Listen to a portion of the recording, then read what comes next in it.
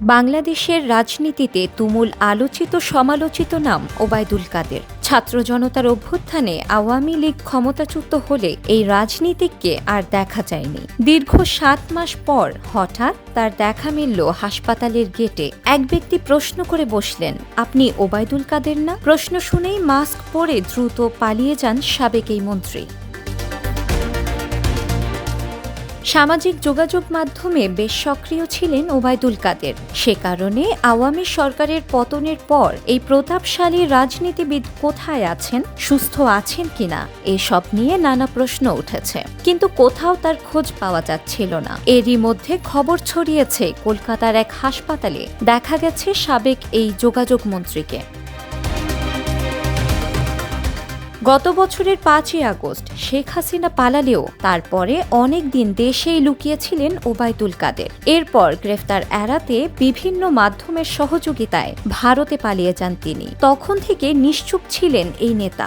এতদিন পর ওবায়দুল কাদেরকে কলকাতায় অ্যাপোলো হাসপাতালে দেখতে পেয়েছেন বলে এক বাংলাদেশি দাবি করেছেন।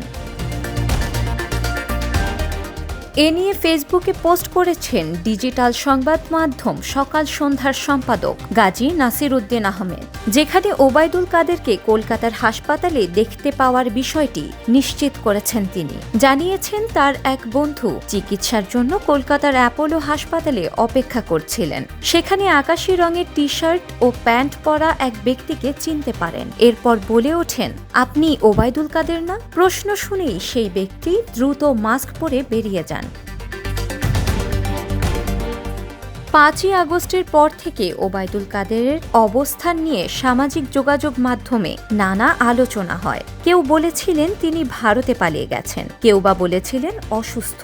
তবে এতদিন তার কোনো তথ্য পাওয়া না গেলেও এবার দেখা গেল ভারতে।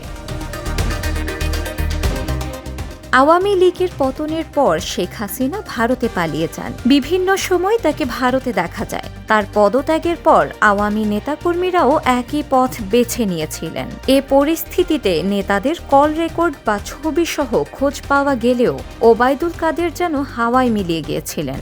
আর সেই জল্পনা কল্পনার মধ্যেই কলকাতাতে দেখা মিলল তার।